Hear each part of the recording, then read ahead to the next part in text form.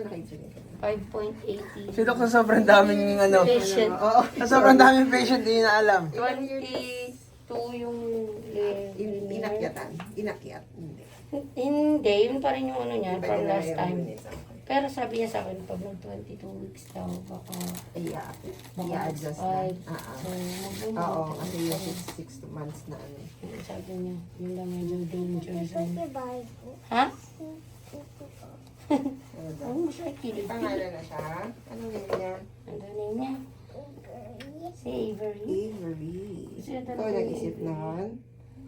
Ikaw nag-isip ng name? Very good naman. Puti naman ito. Ikaw nagpaanak yan eh. Oo nga eh. Puti mo naman. Yung konting puti. Doc, hingi pala kami ng ano, travel ano, Oo nga. Kailan nga alis ninyo? Sa 19. sa Monday. Ilang araw kayo? 4 days lang. Ilang? 4. 4. Okay. Saan ba? Hong Kong? Ano? Hindi, Malaysia lang. Malaysia. Pwede naman siya mag-travel. Buwan Okay ka. lang naman. Oo. Ano ilang buwan ba? Kung mag-travel ng Philippines? Preferably 30 to 34 weeks. So, airplane, yung mga plane din kasi hindi na sila mag-aalaw pagka 24 weeks onwards. Yan ba? Less than that. Kita mo na ba? Wala pa, hindi pa kita. Ito mo na. Very good Hindi naman. pa. Ayan na si baby. Si Avery. Ito yung head. Kita na yung head. Ayan, malikot niya. Yung head, yan yung heart. Yung gumagalaw. Ayan, sinisipa siya. Nakikik. Oo.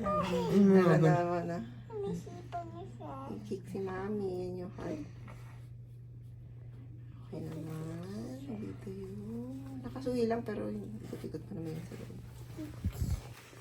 Yung ano niya, Dok, yung placenta niya sa mga Si patin. placenta, hindi naman na mababa, pero nandun pa rin sa anterior. So, yun yung sisilipin ko sa 24 weeks, ha? Pag nag-ultrasound tayo. Kasabay ng congenital. Ano siya, gising siya ngayon? Kasi nga, kakakain mo lang. Hindi. Control ka naman ang kain.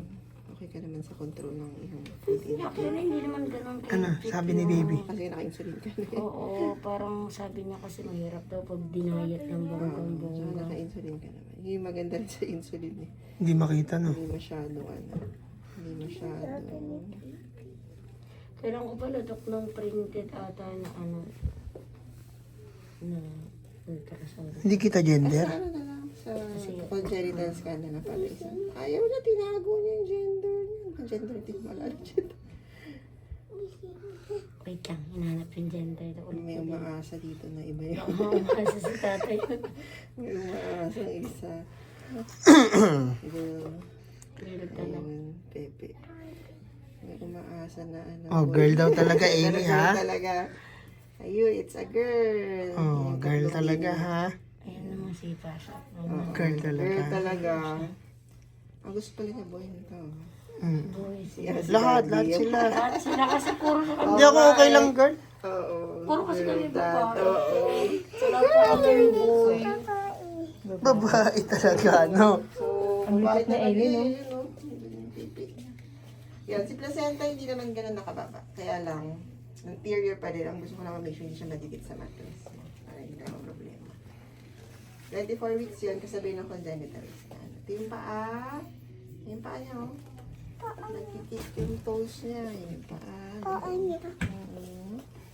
Yung legs. Kita. Nandito. Baka may gold din yan. Naka-gold na din. Ito yung Head niya? Yan yung head. Yan yung head. Nagalaw siya. Nararamdaman ko siyang Gulo yata ito. Nag-gymnastics. Side na face. No, ilong. Yung bibig.